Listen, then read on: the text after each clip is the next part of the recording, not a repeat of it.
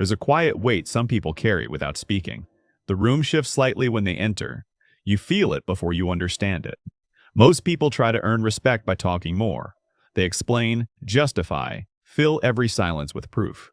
It almost never works the way they hoped, because respect is not won through volume or effort.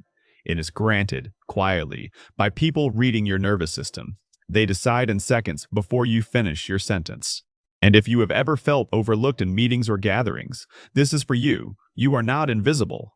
You are simply broadcasting the wrong frequency without knowing it.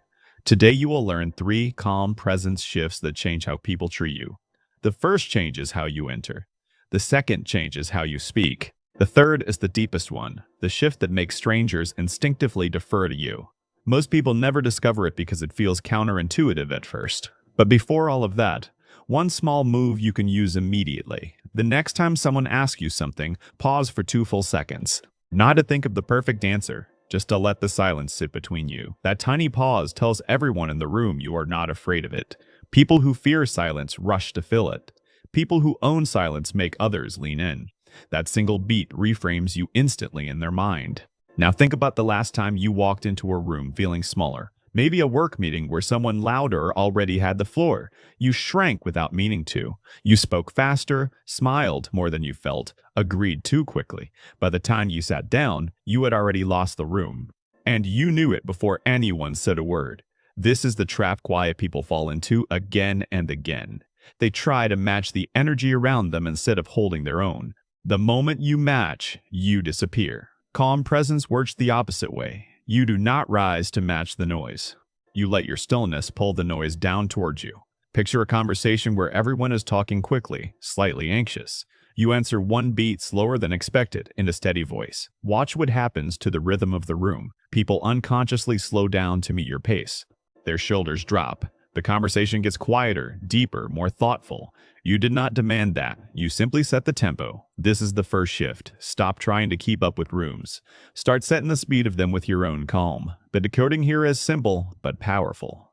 Fast speech reads as someone seeking approval. Slow, grounded speech reads as someone already at peace with themselves. You are not performing slowness. You are letting your words carry weight by giving them room. Each sentence finishes before the next one begins. Try this tomorrow in any conversation. Reduce your speaking pace by roughly 10%. Let small pauses appear naturally between your thoughts. You will feel uncomfortable at first, like you are taking up too much space. That discomfort is exactly the feeling of presence growing inside you. Stay with it. Now here's where most advice stops, but the real shift goes deeper. Speed is just the surface. The second move lives underneath it. It is how you hold yourself when you are not speaking. Most people collapse the moment they finish a sentence. Their shoulders drop, their eyes search the floor. They are essentially asking, was that okay? Did I do well? Everyone in the room feels it, even if they cannot name it. And quietly, respect leaks out of you. Calm presence does the opposite. After you finish speaking, you stay in the same posture for a breath. Eyes steady, shoulders settled, face soft and unbothered. You are not waiting for approval. You are simply still there, still grounded, still yours. That tiny moment of stillness is the second shift. Think of someone you respect who barely speaks much. Notice how they look the same before, during, and after speaking. Their body never apologizes for the words they just said. This is the part most quiet people get wrong without realizing. You may already speak slowly, but the second you finish, your body collapses into a question. Hold yourself for one extra beat after each sentence ends. Keep your eyes where they were. Keep your breath calm and your jaw soft. The room will quietly recalibrate around you. They will start finishing their sentences differently when you are listening. Your stillness becomes a kind of social gravity, and gravity is the right word here. Loud people demand attention through motion. Calm people gather attention through nution. Calm people gather attention through stillness, the way deep water draws the eye. You do not need to perform this. You only need to stop the small unconscious shrinking, the slight nod that asks permission, the quick smile that softens every statement. Notice these in yourself this week, not to judge them, just to see them. Awareness alone begins to dissolve them slowly. Now let us decode something most people misread completely. When someone holds eye contact a beat longer than usual, it is rarely aggression. It is interest or recognition of presence. When you receive that look without flinching, you pass a quiet test. The other person registers you as someone steady, someone not easily moved. That registration changes everything that follows. You do not need to stare anyone down. You simply need to stop looking away first, out of nervousness. Hold the gaze one breath longer than feels natural. That single second tells their nervous system you are not threatened. You are not performing. You are simply present, here, comfortable in your own skin. And here is something worth pausing on for a moment. People do not actually remember most of what you said to them. They remember how steady you felt to be near. That feeling is built from 100 tiny signals you barely notice. Your pace, your pauses, your eyes, your breath, your willingness to take up space. Every one of these is teachable. Let me ask you something honestly before we go deeper. When was the last time someone took you more seriously than you expected? What were you doing differently in that moment? Drop it in the comments below if you can remember it. Even a small detail might unlock something for another quiet reader scrolling past. Your moment could become their breakthrough. These small stories matter more than any advice in a script.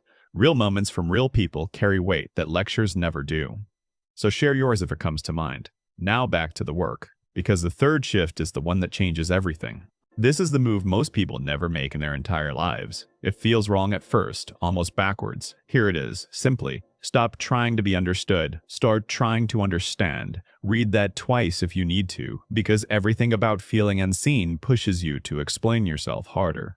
To clarify, to justify, to make sure they really get you. But the people who command quiet respect do the opposite. They ask one careful question and then truly listen. They do not chase being understood. They offer understanding instead. This sounds small, but watch what it does. The other person feels something rare and warm, attention without agenda. They begin to associate that feeling specifically with you, and the brain remembers people who made it feel seen, not the ones who tried hardest to impress. Not the ones who told the best stories, the ones who slowed down and actually listened. Who asked, what was the best part of that for you? Who waited for the real answer instead of the polite one? This is the deepest decoding of social respect there is. People respect those who make them feel less alone. Everything else is decoration around that single truth. Try this question this week with someone you know. Ask them, what made you decide on that? Then stay quiet long enough for the real answer to arrive. Watch their face soften. Watch them lean in slightly. Watch them remember you days later in a way they cannot quite explain. You did not have to be impressive. You did not have to be loud or witty. You only had to be genuinely curious about their answer. This is the quiet power being calm gives you. You are not draining energy trying to perform. You have it available to give attention instead. Loud people often cannot hear anyone over their own noise. You can. That is not a weakness you carry. That is a rare advantage most rooms desperately need. The world has plenty of people fighting to speak.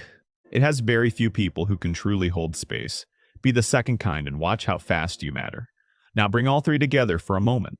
Set the tempo of the room with your calm pace. Hold your posture steady after you finish each thought.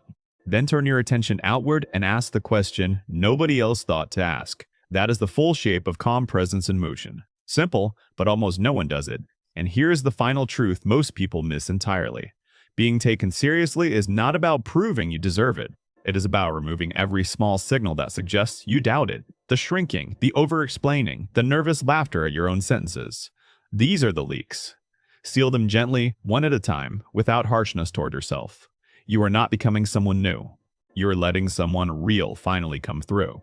The calm version of you was always there underneath. Pick one shift this week and only one. Maybe the slower pace. Maybe the steady posture after speaking. Maybe the curious question that makes someone feel seen. If one of these landed for you, tell me which one in the comments. I read them, and other quiet readers learn from your words too. Your line might be the one that helps someone else. And if this gave you something useful today, the subscribe button keeps these reaching you. Tap the bell so the next one finds you when it matters most. That small click means more than you know. Remember this as you close your phone and go back to your day. You do not need to be the loudest voice to be the one people remember. You only need to be the calmest one in the room.